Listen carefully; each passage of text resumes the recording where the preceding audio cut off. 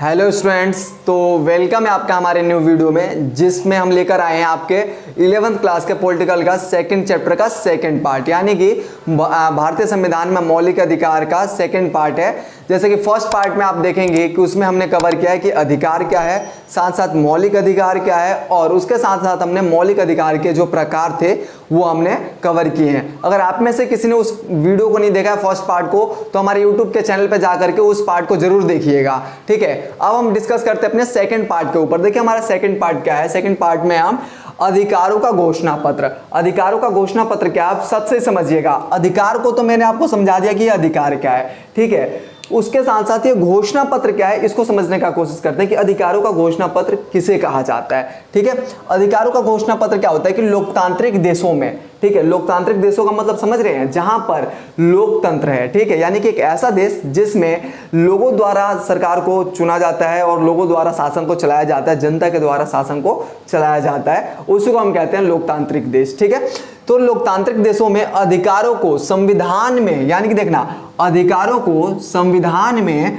सूचीबद्ध किया गया है। ठीक है, क्या किया गया? सूचीबद्ध, यानी कि उसको एक तरीके से, सही तरीके से सूचीबद्ध करके रखा गया है। उसी को हम कहते हैं अधिकारों का घोषणा पत्र। ठीक है, दोबारा देखिए क्या कह रहा है कि लोकतांत्रिक देशों में अधिकारों को संविधान में सूचीबद्ध किया गया है, उसी को अधिकारों का घोषणा पत्र कहा जाता है। ठीक है, सबसे सरल और आसान शब्दों में हम आपके सामने लेके आए हैं। ठीक है, ऐसे जो हमारी वीडियोस रहेंगी या फिर जो भी वीडियो हैं वो सबसे सरल और आसान शब्दों में है, जिससे कि आप लोगों को समझने में परेशानी ना हो। ठीक है, तो आप इस वीडियो को ज्यादा से ज्यादा प्यार दीजिएगा, लाइक जरूर करते रहिएगा। ठीक है, क्या इसमें देखिए कि लोकतांत्रिक देशों में अधिकार को संविधान में क्या किया गया? सूचीबद्ध किया गया, यानी कि एक सही तरीके से उसको रखा गया है, जिसमें क्या है? अधिकार है। ठीक है, उसमें ये बताया गया है कि अधिकार क्या है, अधिकार कितने प्रकार के हैं, और उनके आर्टिकल वाइज अधिकारों को क्या क्या संक्षेप में बताया गया है। ठीक है, उसी को हम कहते हैं अधिकारों का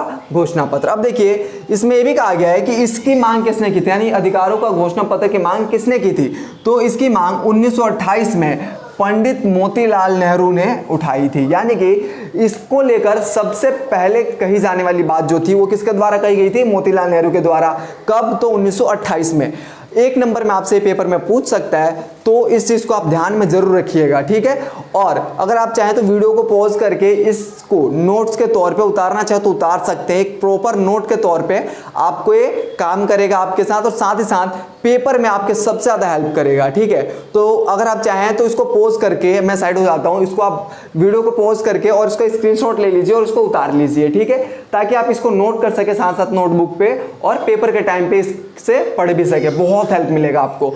ठीक, अब देखिए इधर एक आ गया है इंपॉर्टेंट, ये देखिएगा इंपॉर्टेंट आर्टिकल्स। ठीक है बच्चों, इंपॉर्टेंट क्या है? आर्टिकल्स, यानी कि जो महत्वपूर्ण कुछ अनुच्छेद हैं, जिससे कि आपके पेपर में एक नंबर में पूछ सकता है कि जो अनुच्छेद 14 है वो किसके ऊपर बात कही गई है। ठीक है, तो विधि के समक्ष समानता को लेकर कहा गया है। ठीक है, आपसे कभी कभी प्रीवियस ईयर का पेपर जब उठाएंगे ना, क्वेश्चन पेपर, ठीक है, तो उसमें क्या कहा गया है, कई प्रकार के क्वेश्चंस पूछे गए हैं। ठीक है, आर्टिकल्स के ऊपर। ठीक, वो आर्टिकल एक एक नंबर में क्वेश्चन पूछे गए हैं। तो कुछ ऐसे इंपॉर्टेंट आर्टिकल हम आपके सामने लेके आए हैं, जिसमें से जो अगर क्वेश्चंस में आपसे पूछेगा तो आप अगर इसको याद कर लेंगे तो पेपर में कर देंगे। ठीक है, तो इस तरीके से आप याद रखिएगा। देखिए अब आर्टिकल 15 है, वो क्या कहता है? आर्टिकल 15 कहता है कि धर्म, लिंग, जाति, मूल तथा जन्म के आधार पर क्या किया जाएगा? भेदभाव नहीं किया जाएगा। निषेध मतलब भेदभाव नहीं किया जाएगा किसी व्यक्ति के साथ। ये कहाँ कहा गया है? तो आर्टिकल 15 में कहा गया, आर्टिकल 15 में कहा गया है। ठीक है, आर्टिकल 17 क्या कहता है? समाज में छुआछूत,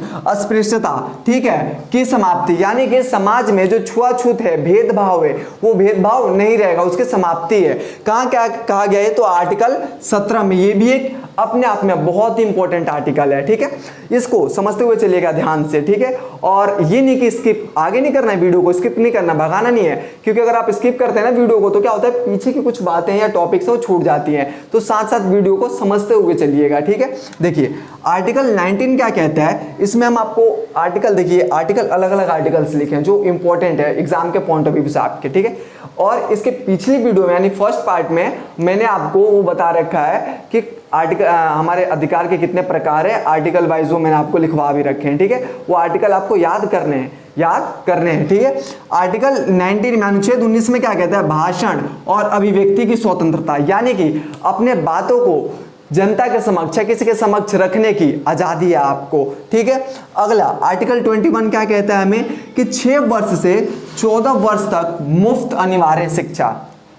अब देखिए, जैसे कि आपने देखा है कि सरकारी जो विद्यालय होते हैं, उन सरकारी विद्यालयों में क्या होता है कि जो पहली क्लास से बच्चे पढ़ रहे होते हैं उनसे लेकर के 8वीं क्लास तक के बच्चों से क्या किया जाता है, उनको मुफ्त शिक्षा दी जाती है उनको, ठीक है। यानी कि उनसे किसी प्रकार का फीस नहीं लिया जाता है, ठीक है। उसी को हम कहते हैं मुफ्त व अनिवार्य शिक्षा, ठीक है। ये कितने से कितने एज याद रखिएगा, 6 वर्ष से लेकर 14 वर्ष तक के बच्चों को मुफ्त शिक्षा दी जाने की बात कही गई है। कहां पे, शिक्षा संस्थानों में, ठीक है। उसके बाद 23 देखो, आर्टिकल 23 क्या कहता है हमारा कि मानव तस्करी, बधुआ मजदूरी पर प्रतिबंध। अब देखिए यहाँ पे कुछ शब्द है, मानव तस्करी व बधुआ मजदूरी। बधुआ मजदूरी क्या है आप बताइए, ठीक है। कमेंट के द्वारा आप बताइएगा कि बधुआ मजदूरी क्या है, ठीक है। अगला देखिए आर्टिकल 24। आर्टिकल 24 क्या कहता है हमें कि खदानों, कारखानों और साथ ही साथ यहाँ पे खतरनाक कामों से बच्चों की मनाही, यानी कि ऐसे काम जो बच्चों को नुकसान पहुंचा सकते हैं, उनकी सेहत को नुकसान पहुंचा सकते हैं, ठीक है, उनसे उनको मनाही यानी दूरी, उनको नहीं करना है, ठीक है। तो ये आर्टिकल हमारा 24 कहता है, ठीक, कि ऐसे जगहों पे काम करने की आज़ादी नहीं है, फिर उनको परमिशन नहीं है जहां पर उनको क्या हो, नुकसान पहुंचे, ठीक है। तो ये कुछ इंपॉर्टेंट आर्टिकल्स है जो आप याद करेंगे, ठीक है, आपको याद करने हैं, जो पेपर के पॉइंट ऑफ व्यू से क्या है, इंपॉर्टेंट है, ठीक। तो इस वीडियो में हम नॉर्मली अधिकारों का घोषणा पत्र इसके ऊपर डिस्कस किए और साथ ही साथ कुछ इंपॉर्टेंट आर्टिकल्स थे इसके ऊपर डिस्कस किए, ठीक है। तो आप उम्मीद करता हूं आपसे कि जो मैं आपको समझाया वो समझ में आ गया होगा, और ये भी आपसे एक उम्मीद करता हूं कि वीडियो का बहुत ज़्यादा प्यार देंगे, ज़्यादा प्यार देंगे, और आने वाले टाइम पे जो भी चैप्टर्स है आपके या फिर इसके अगला जो पार्ट है वो हम आपके पास सरलता के साथ उपलब्ध कराएंगे, ठीक है। Thanks to watching this video.